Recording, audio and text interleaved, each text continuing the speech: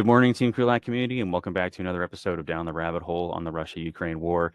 I'm your host, Major Ian Brown, Operations Officer here at the Krulak Center, and always pleased to welcome back Dr. Yuval Weber, our Russia subject matter expert here. I mentioned last episode there are newsy weeks and newsy periods, and part of the reason we're bringing you another one sort of relatively quickly after the previous one is that there have continued to be a number of developments on and off the battlefield. So things to bring attention to here and update everybody here in our audience with some context. So we're going to rewind to about a day after we just did the last episode, and that was a day where there was a very horrifying and tragic missile attack on a apartment complex in the town of Dnipro. And just sort of for reference, it's Dnipro. It's obviously derivative from the Dnipro River, so the town is right on the river. I think it's almost smack in the middle of the country, if I remember my geography. But in this particular attack, it was a mass casualty attack. So I think that's upwards of 40 now people confirmed dead, and sort of double that in terms of wounded. And I believe they're still pulling bodies out of the rubble because it was such a destructive strike. And the looking at the weapon used, there were some things to note in this particular one. One is that it was reported that there were no air raid warnings before this one struck. So that could lend itself to an explanation of why this was such a bloody attack, because people weren't told to go to the bomb shelters. They didn't know. So if you live in an apartment complex, that's your home. So likely, people were just at home when the weapon struck. Second point of note is that it's been determined this was a KH-22 missile that was used, and this is a weapon which it's actually not designed for ground targets. It's a anti-ship, anti-aircraft carrier specifically munition, and I think it's delivered from a strategic bomber platform.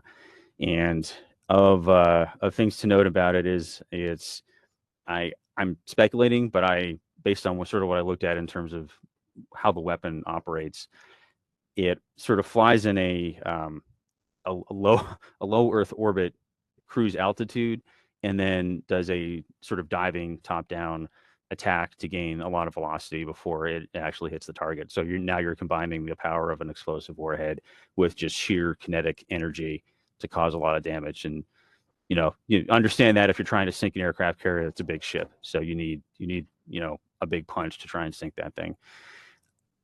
Third point is that it's not the first time Russia has used this particular type of weapon, but as I was looking back through previous usages, another significant use of it was several months ago in a strike against a shopping mall, and that was another mass casualty attack. And it sort of gives you an indication of the high level of lethality of this one particular munition, for combining its warhead with that sort of terminal trajectory. And so some other things to think about here. Very shortly after, it's sort of there were renewed calls from Ukraine for Patriot missile systems, and I think another country, I forget specifically which one, but they said they would give another Patriot missile system. And of note, so why did these missiles get through compared to other massed missile attacks and drone attacks? I think it speaks to the different. This goes into some of like the weaponeering we talked about, like what does the Patriot bring to the table that other weapon systems don't? And among its capabilities, the Patriot missile defense system it's a defense against ballistic missiles. And we've talked about this in the past. There's different flight profiles for cruise missile systems versus ballistic missile systems. And ballistic missiles are much harder to defend against, partly because they are that top-down, high velocity trajectory, which requires a different sort of detection, tracking, and then defensive missile trajectory of its own to knock it down. So it seems it's not something that my guess is Russia doesn't have like huge stocks of these, which is why we probably haven't seen them used more prolifically.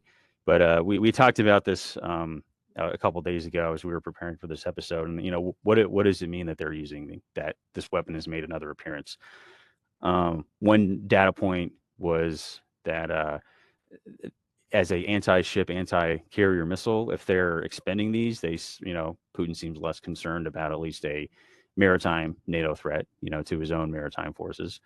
Two, he knows it'll get through, right? Because of those different weapons characteristics, much harder to defend against, and the Patriot systems aren't there yet. And so if you have these things, can get through the existing missile systems, hey, maybe they're seeing this as the window of opportunity to basically maximize carnage before the Patriot missiles make that mode of attack difficult, if not impossible, as well. So I'm sort of rambling on that for a little bit, but Yuval, anything to throw in there as well? No, so sure. So, it's important to note that when putting that all in context of, as you put it, Russia's using anti-ship missiles against civilian buildings, and ostensibly, looking into what might have been the cause of it. There's, let's say, two big ideas. Is that one, the Russia wanted to use this particular missile, so Kinjal also means dagger. So that's nice threatening name. Either they wanted to hit an electrical power plant, which was as I was reading, about 2 kilometers away and just missed, or they just wanted to introduce a missile that is much harder for the Ukrainians to detect in order to create further terror within the Ukrainian population. And obviously, as you put it, Ukrainians are probably at this point very well accustomed to air raid sirens, taking it seriously, trying to preserve life, as it were. And with something like this, it really comes down to the question of, is Russia just trying to create more, let's say, civil unrest in the terms of people just getting fundamentally nervous about being in a city in Ukraine as a method of war against their rivals? And we were discussing earlier that this may reflect, previous experiences of, let's say, the population of London during World War One, in terms of the V1 and versus the V2 bomber. And can you explain a bit more about that? Sure. And I don't want to. I'm always cautious as a student of history myself. Like, there's no exact parallels and things, but when I was reading about the type of missile that probably hit this apartment building in comparison to the massed cruise missile attacks, like that was just where like the first thing that went into my head, um, and it was not so much from I'm not comparing Nazi and Russian strategy too much, but it was sort of a technological progression on the Third Reich side and using these weapons. And so, like the V1 weapon, it was essentially a rudimentary cruise missile. Like it flew, it was a rocket airplane, if you will. It looked like an airplane. Like if you ever look at old pictures, it almost kind of looks like a kind of a Predator drone in terms of its overall look. But it's got it's got wings, it's got a tail. It looks like a plane. It's a plane that sort of buzzes along at a subsonic speed. In fact, it was called the Buzz Bomb, actually, because its engine made a very distinctive sound. But the point of all that was it had a very rudimentary guidance system. I forget if it followed like a radio beam to get to its target to steer it towards London. Um, but it was a rudimentary system, and because of things like it was subsonic, it flew sort of in an airplane profile. So British early warning radar would have been very easily able to pick it up because it looks like plane, flies like a plane. Their radars are optimized to detect that stuff, and because of its slower speed and its distinctive sound, you got a lot of early warning. And so, like I was telling you, a couple of days ago, when this analogy had jumped into my mind, was that there were cases in World War II where British aircraft, like their interception method was to basically fly wingtip to wingtip, slide a wing under, and just sort of like do a roll and nudge the V1 down off of its course so it would plunge down into the ground. And then came the V2, and the V2 was a ballistic missile, which none of the early warning systems in Britain were prepared for that, right? And when I talked about like that low Earth orbit sort of, and then that terminal velocity, that's what a ballistic missile does. That matches a characteristic of the terminal trajectory of the KH-22. That's what the V2 did. Went very high up and then basically low Earth orbit, comes back down, rapidly accelerates with the power of Earth's gravity to help drive it into the target, and it's supersonic, so you don't hear it coming. And so that was part of the terror of that weapon invoked. It was not a militarily significant weapon. It did nothing for Nazi Germany to change the trajectory of the war, but it was an extra level of terror, for the residents of London, because now there was this weapon you didn't know if it was coming. You didn't know until something exploded. And just in terms of the comparing, the Russian cruise missile attacks versus how they've used this weapon, it just it struck me that there were some similarities, because the cruise missile waves, Ukrainian early warning, and their air defense systems have been increasingly capable in detection, providing that warning to civilians, and then cueing their air defense systems so that they can intercept it. Uh, I don't know if they've successfully intercepted a KH-22 at this point. And again, that's where the Patriot missile system, because it's early warning, it's tracking, and the missile profiles for the Patriot missile itself are capable of intercepting these types of things. So we can see here that what these, different types of missiles can do in terms of, whether it's militarily significant, whether it's fundamental purpose, or at least, used in this context, this Kinjal, certainly basically designed to go against ships, but when used against the civilian population, is meant to provide an extra level of insecurity, terror, so on and so forth. This is not to say, and so on the other side, we can see that the Ukrainians are appealing for more Patriot missile systems in order to better defend cities, better defend militarily significant stockpiles, things of that nature. And we've talked in recent episodes about point versus area defense, so no need to retread that ground. But it is worth mentioning at the same point that if the Ukrainian government is trying to defend its population, the Russian government is doing the same, but perhaps with a different effect here of trying to instill terror in their own population. Because over the past couple of weeks, and I think we mentioned this maybe a couple of weeks ago, the Russian government has ordered cities across the European part of Russia to renovate, rehabilitate their bomb shelters, in an urban setting. It's unclear how much a threat Ukraine poses to cities, beyond the border of Russia. But in addition to that, just this week, the Russian Ministry of Defense has installed the Pantsir anti-aircraft and surface-to-air missile air defense system on the roof of the Ministry of Defense in Moscow, and on an apartment building, which I'm not sure exactly what's in that apartment building. Perhaps it's revealing the location of something very important. But in basically the center of Moscow, they've installed a second air defense system just on the roof of a really tall building. And I am not in a position to evaluate Ukraine's ability to strike Moscow. But at minimum, what it does for the Russian population is to give, and the Ministry of Defense is in the almost the exact center of town. It is, I don't know, I probably should have looked this up, but it's definitely less than a kilometer from the Kremlin. It's like really just like right beside each other.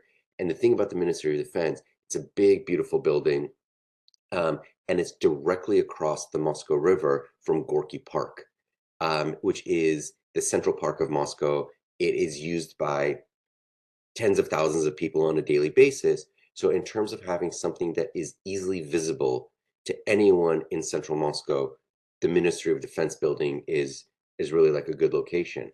And so we can start to see that, when we start to think about getting towards the first anniversary of, this special military operation, the 3-day operation is nearing its 1-year anniversary. Something to just, continue to keep in our minds is that this is not ending anytime soon. And, we'll discuss in a moment sort of what the forthcoming offensives by the Ukrainian side, counteroffensive by the Russian side look like. But in terms of preparing the Russian people for an indefinite conflict of unknown proportions, putting an air defense system on top of one of the most visible buildings in all of Moscow and all of the capital, is trying to send the signal to the Russian people: you better gird your loins, because this is not over anytime soon. And if the current leadership is not there to defend you, just woe unto you the consequences that are forthcoming. And this is, a way that we can think about, Putin's leadership, the Ministry of Defense conduct of the conflict, the entry of Wagner as a main sort of battle component of Russian forces, even though Prigozhin and Wagner, Prigozhin has no government position. Yevgeny Prigozhin that we've talked about, he has no government position, and mercenaries are still illegal under Russian law. There's probably a choice that is in front of the Russian military and civilian leadership. Do we try to find a way out of this, or do we expend everything we have in order to get to basically something that resembles victory in the shortest amount of time possible? So in that regard, when we think about, what's been the fighting since February 24th, we don't know the exact casualty figures, but safe to say that, because this has been talked about for the last couple of weeks, the casualties on both sides are more than 100,000. The Russians have mobilized 3 to 500,000 in addition to the forces that were brought into the conflict, in addition to emptying Russia's prisons to go act as ground meat for Wagner in terms of trying to attack, towns like Bakhmut, Soledar, etc. What does this suggest for basically the next year of Russia's fighting? And what does year two look like in terms of this conflict? And so at this point, one of the things that has obviously been newsy, as you described, has been the latest aid package to Ukraine from the United States and its partners. Um, there's been a lot of discussion about tanks, a lot of discussion about what is a tank, which is an existential question that I don't know if either of us are truly well qualified to explain. But I think it would behoove us and behoove people listening or people watching to try to go through what is in this latest aid package. What does that say about the mobility, the offensive nature, and what can we sort of speculate in terms of what Ukraine might be able to do in the next year of fighting? And then we'll bring it back to, in essence, what's been the Russian response? But yeah, the things that are there's a message behind there, as in terms of what this is intended to aid.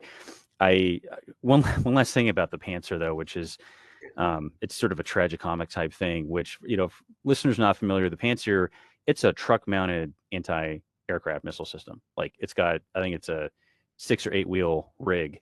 So to get it up there onto the roof of the ministry, I think I saw pictures. They had to crane it up there. It's not exactly designed to go Yeah. on the roofs of buildings. It's designed to go on roads and be a mobile air defense. And so that's sort of tragicomic in itself. But as you're talking about it, it also struck me like, why did they pick that one and not something that might have been a little bit easier to get up there, like a more static group of air defense missiles? And Uh, and this, you must understand, as we've said before, one of the great phrases in all of Russian political history is "Umum Россия не понят." You do not understand Russia with the mind. This is a great point. Why was the Panzer selected? Because it's big enough to be visible when you're on the street. Both Washington, D.C., so in all like the arms control agreements between the United States and Soviet Union, uh, you know, throughout like detente and, into the 1980s, um, both capital cities have basically their carve outs in terms of missile defense for, nuclear missiles from the other side. So Washington and Moscow have actually plenty of air defense. There's enough air defense around Moscow to protect it from quite literally everything, but like the sum totality of all of like America, like Western like nuclear missiles. So why is the Panzer selected out of all of the possible options? Because it's big enough to basically get over that you can see it over the ledge of these buildings. yeah, great. And I'm glad you made that point because to me it struck me as like, well, how hard up are they on air defense systems if they're craning up a freaking a truck to be on the building? But in the way you don't understand Russia with your mind, what you just said makes now as much sense to me as anything does. So no, I appreciate that extra explanation. Performative air defense. Performative air defense. We'll have to add that to the lexicon of things that have come out of this war. So, but we're going back to the aid package. I think it was about $2.5 billion. So another very a substantial aid package coming from the United States.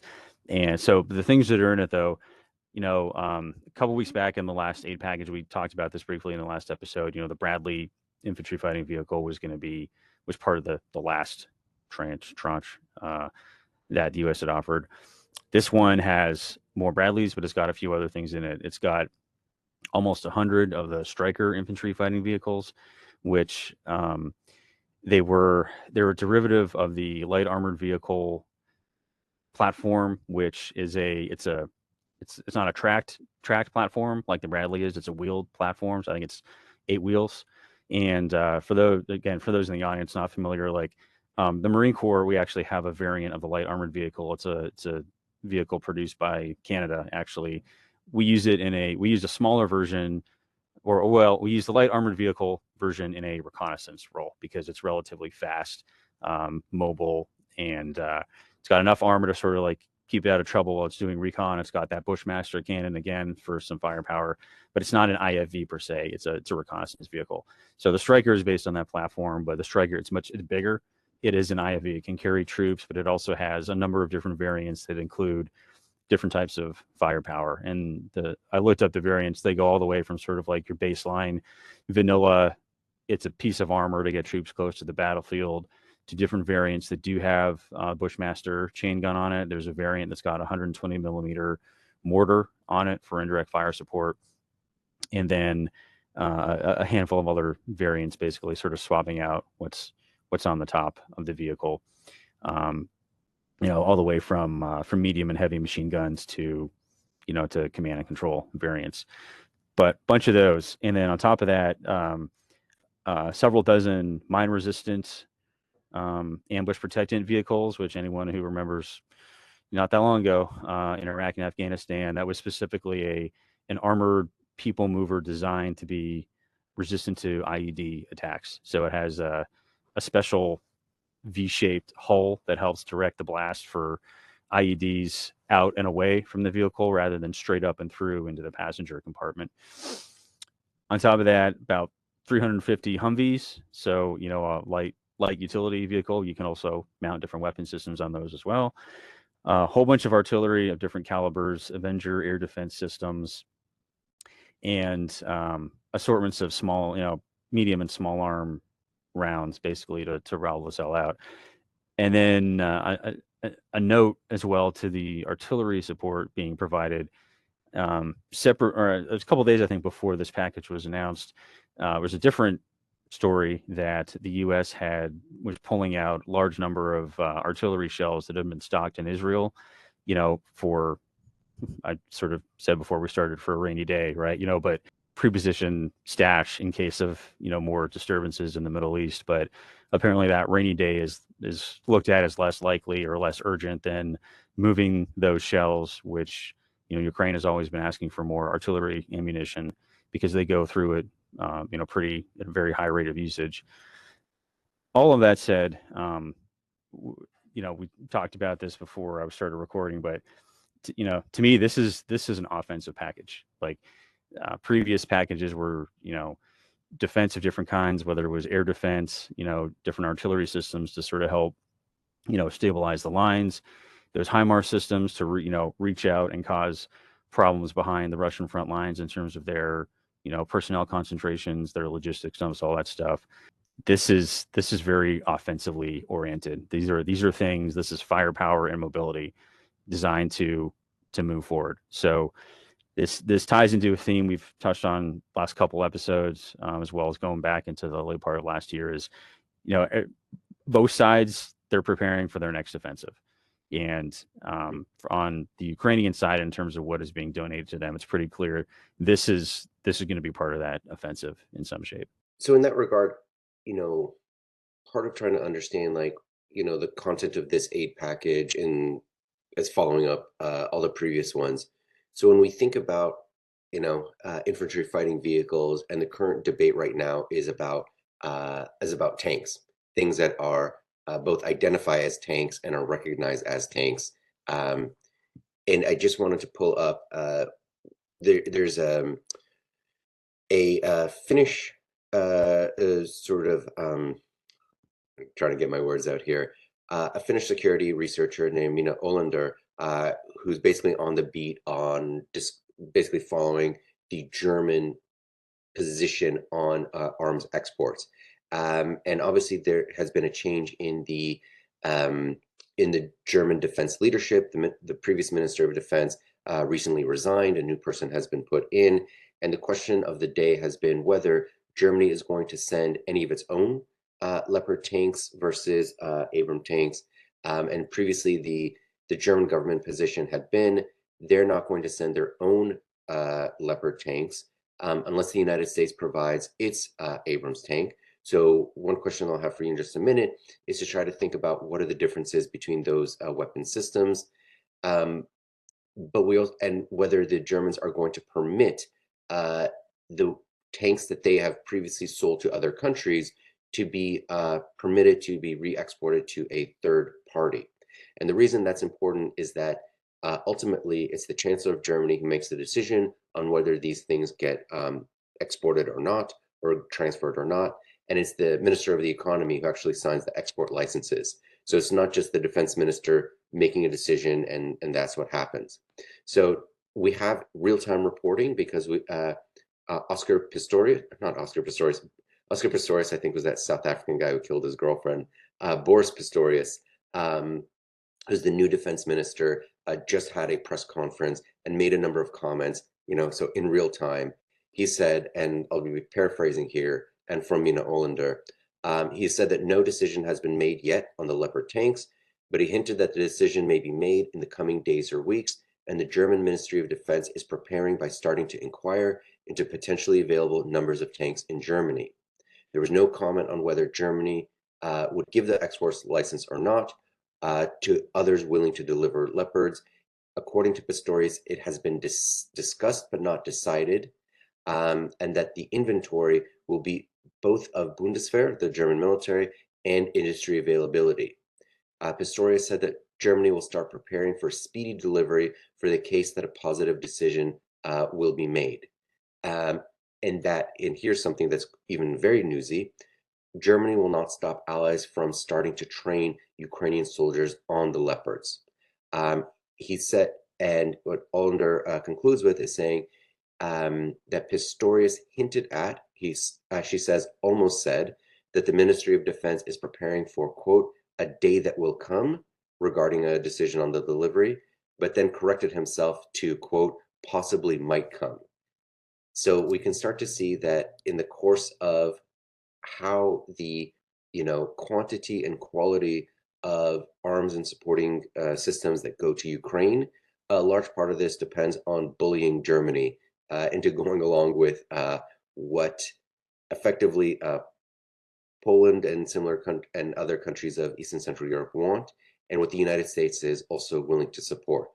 So we can start to see that moving along, perhaps there will be more actual tanks going to Ukraine. And so maybe that's a point for me to pause and then to basically turn it back. What could a tank do in this context of a forthcoming offensive? Sure. So again, as we mentioned before, I'm not going to go and refresh our whole, combined arms TED talk. For those listeners who want like the full version, it's there. It's in our list of Down the Rabbit Hole episodes. We did it, I don't know, episode 7 or 8. I don't remember, but it was relatively early on. But I mean, of note, the tank discussion was still going on. The tank discussion was going on basically from day one, right? Because the Ukrainians want they want them, they want more of them to be able to go back and take back the land that's been occupied by the Russians.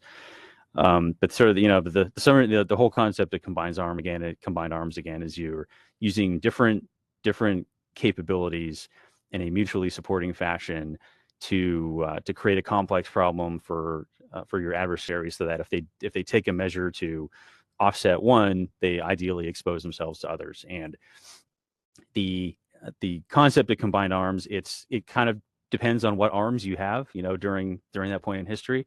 You could argue that back in say medieval times, your archers and crossbowmen, your armored knights, and your pikemen, that was a combined arms force, because your pikemen are very good against horses, right? But for pikemen to be good against horses, they have to be stationary, they have to be packed very close together in a certain formation, which makes them a prime target for archers, right? To just drop arrows on them.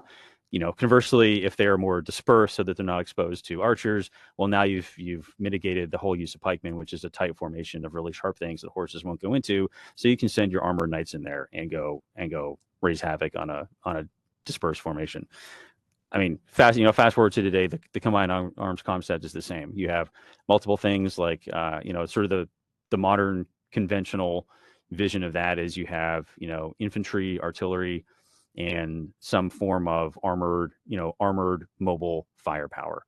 That's your, as well as, aviation fire support is part of that too. But sort of the core is your infantry, artillery, and tanks / armor. So, what tanks are is that armored, mobile, heavy firepower, which lets you punch fast and quickly through difficult either through a hard adversary position, punch through and create an opening for your infantry to come in and exploit, or conversely, looking at what I say World War II, but through you could look at the 6-Day War, Yom Kippur War, Desert Storm.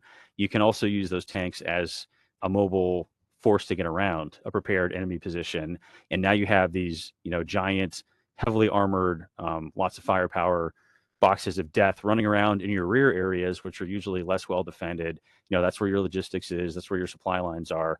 You have tanks running rampant through there. It's gonna cut all of your supply lines as well as your ability to retreat and fall back. Now you have these things in the rear, and the whole point is a preparation against one exposes you to other things. And getting back to, okay, so if you prepare a bunch of static anti-tank positions, well, one, you're static, right? You're sort of tied to those positions, and two, I say two, there's probably more than two, but those positions are often fairly visible, in terms of, ISR reconnaissance. You like the Dragon's Teeth. We saw images of those several months back. Russia was putting Dragon's Teeth, which are these big, these big sort of concrete diamond looking things. It's an anti-tank obstacle. It's a big, like, tanks can't really easily get over that if they can get over it at all. But that's also telling them where you are. And, so maybe instead of rolling tanks through that defended position, there's troops there. That's something that you saturate with artillery fire, and then maybe you send infantry through that anti-tank position after you've suppressed the enemy with artillery fire, because infantry can just walk right past those things, right? Or their infantry fighting vehicle can rapidly get them up to that obstacle, protected from any enemy counterfire. And if you're suppressing them with artillery, they're less likely to expose themselves by firing back.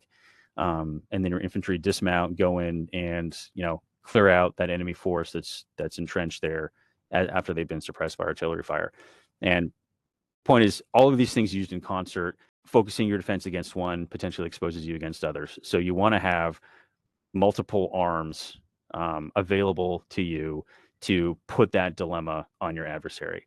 And so the tank argument, that's part of that sort of, again, conventional perspective on what combined arms is. That's part of that triad, if you will. The arguments of, what is a tank, what is not a tank. Tank's a big gun with armor, it doesn't carry troops. It's a big piece of mobile firepower, but you can't say that the Bradley or the Striker is just a lighter tank, because it's really not. Like, it was not designed to sort of take a lot of punishment that's getting thrown at it while firing back with lots of heavy firepower. It's designed to move and protect infantry, and any firepower that's on an infantry fighting vehicle is there to help provide sort of immediate suppression to where you're dropping the infantry off. But it's not designed to go toe to toe with a tank that has a lot more armored protection. So in preparation for counteroffensive by Ukraine, that's why they're asking for these things, because that's part of the package. And I'm sure they still have tanks left over from the days of the initial invasion, just like Russia has. They have lots of tanks they can draw from their stocks. But it's another tool that you want to have to make sure that when you launch that counterpunch, it has as much weight to it as possible. Because something else that is I noted that President Zelensky spoke to that NATO conference going on at Ramstein in Germany right now, where this discussion is happening right now. And one of the points he made was time. We talked about this, like time is part of the factor here, and every day that that counterpunch is not thrown, or every day longer that it takes for that counterpunch to, to drive forward and push the Russians back, is another day that Ukrainians are dying, that Russian missiles are coming down on their cities. The Ukrainian economy has been shredded by this invasion, and you have Russians occupying Ukrainian territory and doing all the horrible things that they do when they're there. So the quicker and the harder that counterpunch can be thrown, the less time the Russians are doing all of those horrible things that they do, which is why the tanks is part of the conversation. Yeah, it's excellent. And that's also when you were describing, static positions, massing. This also helps us understand what is the forthcoming Russian strategy. We talked about quite a bit last week in terms of and as what has been the success of Wagner in terms of at this point, I think they've taken the Solidar, they're attacking Bakhmut, going after, and we talked last week, what's the strategic versus tactical value of these towns, etc. So not to go over that in general, but in terms of a demonstration of success in a certain fashion, the basically the operations and tactics of taking Solidar, Bakhmut, and those other towns has been the usage of material to a considerable extent, and basically total disregard for human life on both sides, just grinding through basically the Wagner fighters, intense casualties that they've been suffering. We talked last week about the commander Surovikin, who has been effectively demoted by means of Valery Gerasimov, basically the equivalent chief of the general staff, who's been promoted to take overall command of the special military operation in Ukraine, which suggests, not definitive, but which suggests that effectively the bureaucratic battle that Gerasimov and his ally Sergei Shoigu, the Minister of Defense, the argument that they probably made to Putin is that whatever Wagner was able to do, basically in an idiosyncratic fashion in terms of coming up with something that achieves victory, that the Ministry of Defense will be able to do at scale. And over the past couple of weeks, the signs of a second round of mobilization have basically been increasing every single day. And that this mobilization will target more people in, urban settings. So people ostensibly of perhaps a higher human capital than, the felons that are currently they're fighting for Wagner. So when you were talking a moment ago about what is the point of a tank, it helps go against these it effectively to defend against attacks. The soldiers go to a mass position of which the artillery may be used against them. If we sort of take on that as sort of what might be happening on the Ukrainian side, on the Russian side, this is effectively the suggestion of what may be their counter to that, which is just to send as many bodies as possible in order to defend against basically the soldiers coming from the other side. And that by having these mass positions, of which, and here is the critical part, if the Russian leadership does not fundamentally care about whether these people survive, but whether they're able to hold positions on an indefinite basis, that connects to the larger strategy on the Russian side that we've been seeing over the course of this entire conflict, which is to use lack of Ukrainian success to demonstrate to Ukraine's Western partners, which at this point is the entirety of Ukraine's strategic depth, that in effect, Ukraine's not winning. And that is what we might see. What's the effectiveness of, Dragon Seed that you were mentioning a moment ago? If the Russians don't care about the people on the other side, how much does that matter in the long run? If they're willing to chew through their own people in order to just keep, in essence, to blunt Ukrainian offensives, that might be, in essence, the theory of victory by reducing basically Western enthusiasm for Ukraine. And that might be how we observe what could be, in effect, the even more violent, even more bloody battles that are forthcoming. Ukrainians having basically more firepower on their side, but Russians having basically more mass in terms of their people on the other. And we'll see basically which side runs out of either stuff or people first. Yeah, and that goes into why, I talk about weighting that counterpunch, why you want as many tools to be able to weight it heavily and powerfully the first time you throw it. Because, if the Russian objective is to basically use bodies as speed bumps to slow everything down, the counter to that is having mobility to get around those speed bumps. Why go through it if you have the ability to go around it? And you know, um, tanks are one way to do that, but also all those other items on that aid list that did come out, the Strikers, the Bradleys, the Humvees, and also we didn't mention, but there have been other European aid packages coming in too. I think one of which is the Archer self-propelled artillery system. It meets the Ukrainian request for more artillery because firepower is part of that counterpunch, but also self-propelled. I believe it's a wheeled vehicle chassis that moves that artillery system. So that's more of that mobility. So again, as part of that both that combined arms approach, but also we've talked about Ukraine not wanting to fight on Russia's terms, which is casualty intensive, and so if you have the ability to rapidly move and reposition, then Russia can mobilize all of its people and use them as human speed bumps. But if you can move around those speed bumps, you're preserving your own lives, which is ultimately what Ukraine wants. They want to win and they want to have people alive at the end, right? To have a country to continue to go forward. And so that's what the mobility piece of that gets you. So we have I don't know how much time we have left. Yeah, we're pretty close. I know we did also want to talk about another.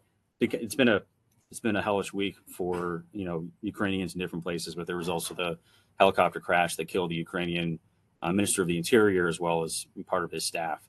I don't know. Do we have time for maybe just a couple minutes to explain what that person's role was and what the impact of losing that cabinet member could be? So certainly, the general's name was Denis Monastyrsky. And just one thing that we wanted to mention and we had on our list was what exactly is a minister of the interior? Obviously, in the United States, there is a cabinet department, the Department of the Interior, with a secretary.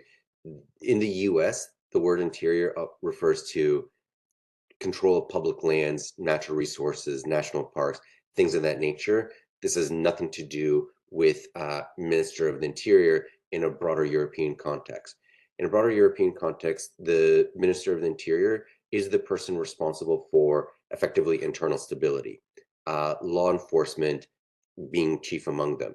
So if we think that what a Minister of the Interior does is something more akin to the Department of Homeland Security plus the police.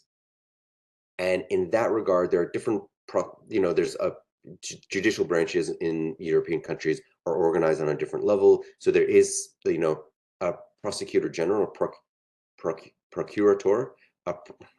One day I'll pronounce that word correctly. Procurator general, who's responsible for law enforcement on the judicial side. But in terms of police and all the other law enforcement functions, that's what a minister of the interior does. So by having this person who's been responsible for effectively maintaining law and order within Ukraine, which has not seen any, massive breakdown of social order, has not seen like massive looting or banditry or any of these natures, which speaks to one, unity of the Ukrainian people, not to take advantage of basically a war situation, but also the work of this person, Mr. Monastyrsky. So that is in essence something that reflects well on his previous service and is obviously a big blow to President Zelensky and his team. And so we just wanted to note that in terms of the newsiness of the week. And I think perhaps for the next episode, if we talked about what is on the Ukrainian side, the effects of these aid packages over the next couple of days, I have a feeling that we're going to get to the conclusion as to, what's the total, capacity of tanks and other things that are being sent to the Ukrainians. We'll also talk about the clock on the other side. which is what is happening to the Russian economy as the official data on 2022 is starting to be released by Ministry of Finance and other such government bodies, as well as their projections, budget projections, and economic forecasting projections for 2023. And same thing, we will be able to forecast to a certain extent what are the paths forward for the Russian economy and where the end of the Russian economy might be reached. And with that, it's been a pleasure as always, Major Ian Brown. Yeah, Yuval, thank you again. And yeah, definitely we have more things to talk about, but we'll have to, we've got a starting point for the next episode. And like you said, maybe at that point we will have a sort of a conclusive answer into whether or not the NATO partners are going to donate tanks, and we can get in, we can start getting into the whys and wherefores of, why this tank and not that tank, but table that for another day. So Yuval, again, thank you very much. It's always good to talk with you and help us bring some insights into these developments, and we'll see you soon again on the next one. Performative air defense. Performative air defense. Write it down. Thanks for joining us. As always, we depend on support and feedback from the Team Krulak community to constantly improve our offerings and reach a wider audience. So if you have feedback on this episode, please take a moment to fill out the survey linked in the show notes to help us do better. Also, if you enjoyed this episode, please hit the like button and subscribe to our channel on YouTube, or leave us a review on the podcast app of your choice. It truly does help us reach a wider audience. Thank you as always for your support, and we'll see you on the next episode.